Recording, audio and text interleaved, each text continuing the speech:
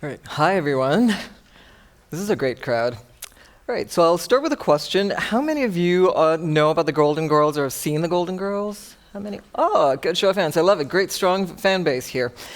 Apparently, it's a show that many people fall asleep to. And recently, there was this TikTok video making the rounds on social media offering a neuroscience explanation for why people do this. So according to this person, there's a couple of reasons. One is because we see the Golden Girls as safe matriarchs. And the other reason is because we see them as grandmas with zero threat potential. Right. Now, for those of you who've seen the show, this can be a bit of a surprise. It certainly was to me, because isn't there quite a bit of sexuality expressed in the show? Case in point, Blanche Devereaux, my favorite character. For those of you, if you can read that, it says, like I'm the only person who's mixed a margarita in a sailor's mouth. Right? Well, it's on my bucket list, so. Right. So for me to see the show described in terms of this with the characters, it tells us something. It tells us something about the pervasiveness of ageist beliefs, as well as, frankly, our acceptance of them. Ageism erases the humanity of older adults, especially in the domain of sexuality, because it's seen as the realm of the young. We tend to see expressions of sexuality among older adults as innocuous, cute, funny, inappropriate, and sometimes downright gross. Ageism is defined as how we feel, think, and behave, often negatively, towards a group of people based on their age. Think of the way that female celebrities, for instance, are either shamed or praised for their courage in showing their grays, or the ubiquitousness of age-defying cosmetics.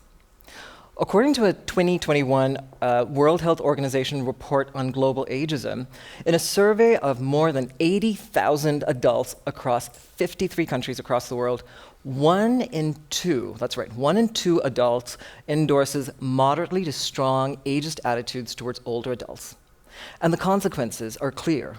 We see discrimination in the workplace, we see discrimination in the healthcare system, abuse in homes, and violence on the street. As a psychologist and sex therapist, I'm witness to the profound ways in which ageism affects my clients' sexual experiences, especially those of older adults. I'll hear things like, "Oh, Philip, we don't need to go there. That time of my life is done." Or, "I'm too old for that." Or, "My partner's gone. Who's going to want me now?" When I hear these stories in therapy, they sound less like stories and more like eulogies that people give for their former selves. We need to do better. Because the real loss is not in a changing body, but in the age's lie that that change has to mean the end of sexuality. Now, despite the prevalence of ageism, the numbers, the data tells a very different story. In a US National Representative Survey of adults, between the ages of 57 and 85, 73% of adults between the ages of 57 and 64 report being sexually active. Over half of older adults above the age of 65 to 75 report being sexually active, and just under a quarter of adults above the age of 75. Clearly, sexuality is relevant at every stage in the lifespan. But the thing about ageism is that it creates a culture of silence. We are simply not talking about it. Within the healthcare system, often older adults are reluctant to talk about their sexual needs for fear of shame or ridicule. Healthcare providers are known to not bring it up in their appointments because it's either seen as irrelevant or it's awkward, and people are left to their own devices. It's one of the reasons that we are seeing rising rates of sexually transmitted infections among older adults. But here's the thing.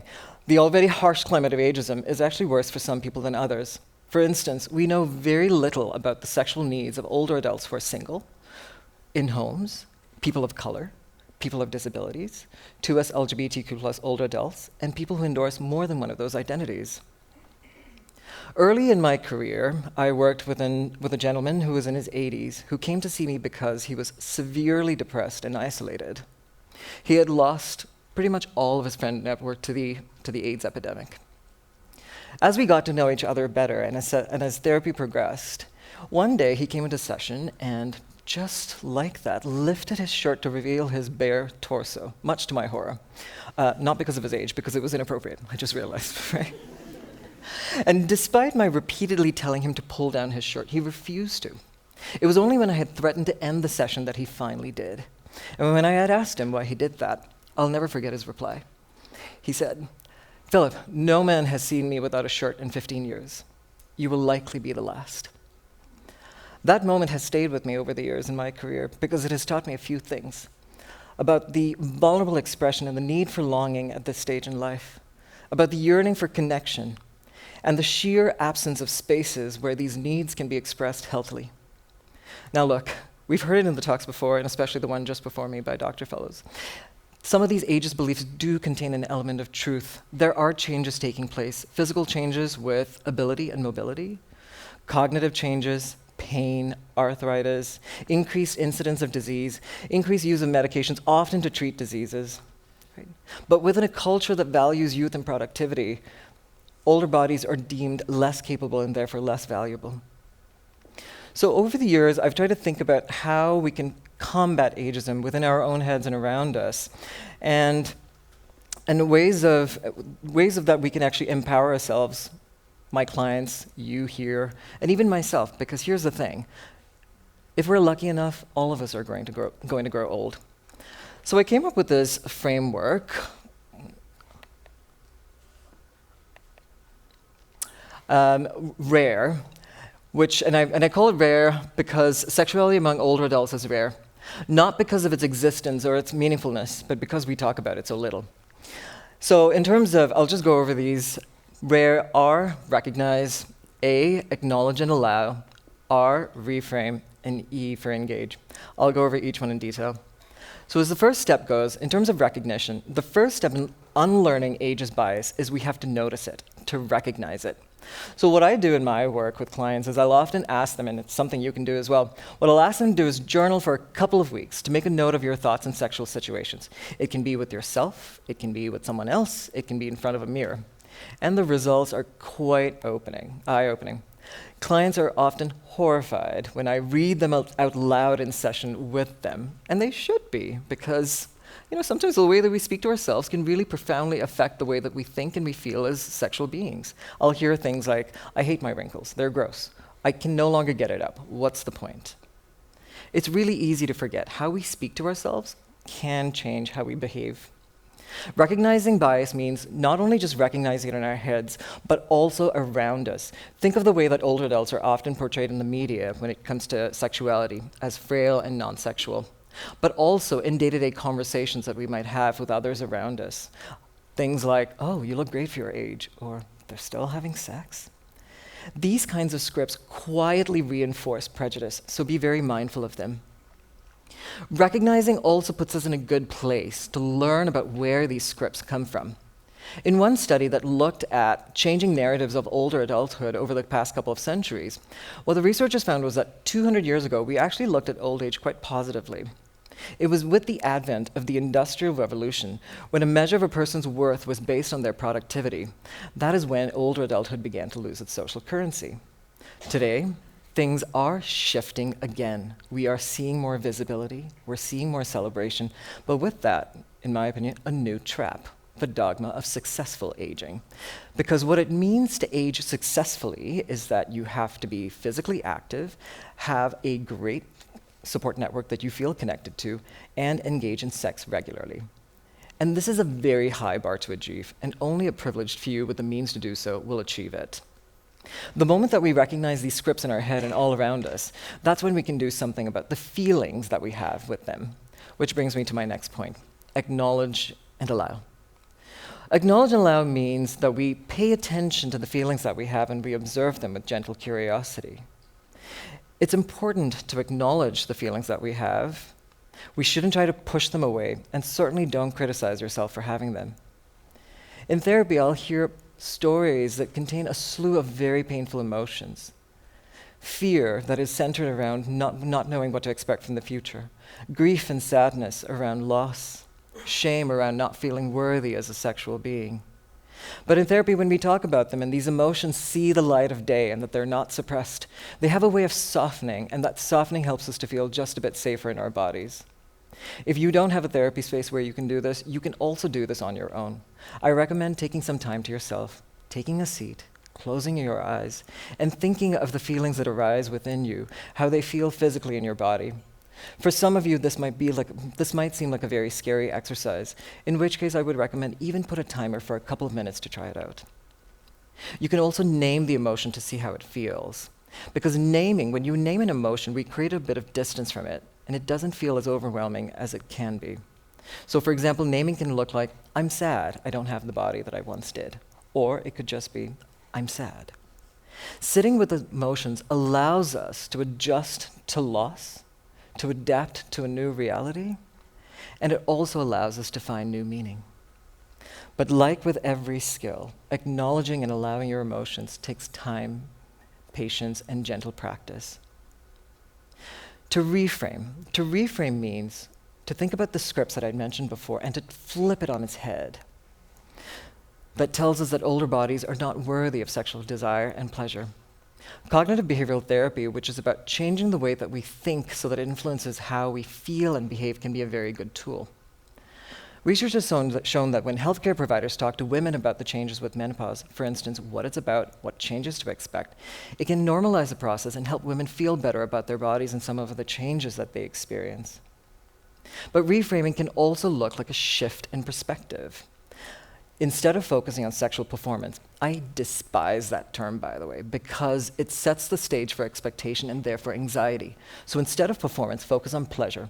All bodies are capable of experiencing pleasure, and you will discover that the body is a site of pleasure. There are many erogenous zones across the body. Some of these include the earlobes, the armpits, neck, the inner thigh, and you might actually discover one of your own. In reframing, we work with the body as it is now. Reframing also means to respond differently to disappointments as they arise, because they will. And we can speak to ourselves with self-compassion, as we might to a friend in need or a child in pain. Self-compassion can look something like, I'm sad that I don't have the body that I once used to. And a response might sound something like, it's okay to feel sad. Your body has been with you your whole life, and loss is hard. You will need to rediscover yourself, but with time and patience, you will. And if self-compassion is hard to come by, sometimes I actually think it's good to blame ageism itself. Instead of saying, my body doesn't work, you can just say, damn my ageist belief. Shift the focus from the body to the mindset, and sometimes a little humor can go a long way. And as you reframe, we then move into putting these into practice.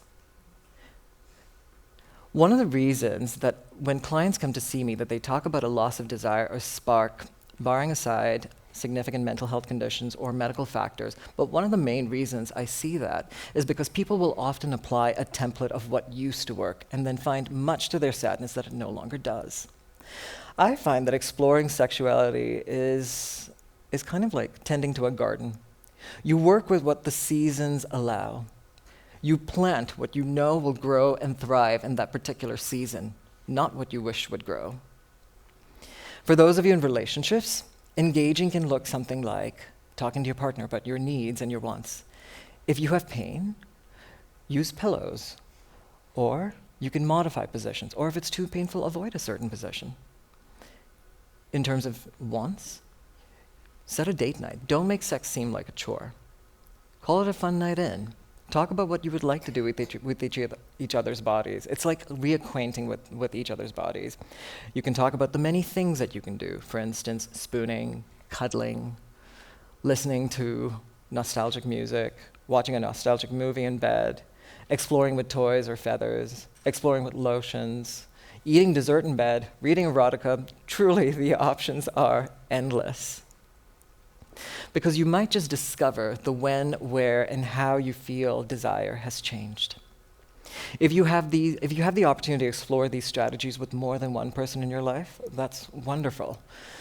But a gentle reminder, do make regular STI testing a part of your self-care. For those of you who are single, you can explore mindful masturbation as a way of discovering what sensations feel alive in your body at this time in your life. Many of us grew up with the message that masturbation was wrong or sinful, so reframe it, call it me time or solo time if it takes the shame out of it. For those of you who are looking to date, you can join a community group, talk to your friends to set you up, or you can explore online dating. There are many more options for online dating these days. But if you decide to go the online route, a couple of things. Protect your personal information, and if you go on a date with someone, be sure to arrange for a safety check-in with a friend after. Safety is key. So as you try to practice this rare framework, do keep in mind that these strategies, a theme in this talk is that they do take time and practice. So do be kind to yourselves, because it is often a process and sometimes very much a fight to quiet the voice of ageism in our heads. I truly believe that exploring sexuality can be an antidote to the experience of ageism, because it teaches us that desire doesn't end, it evolves.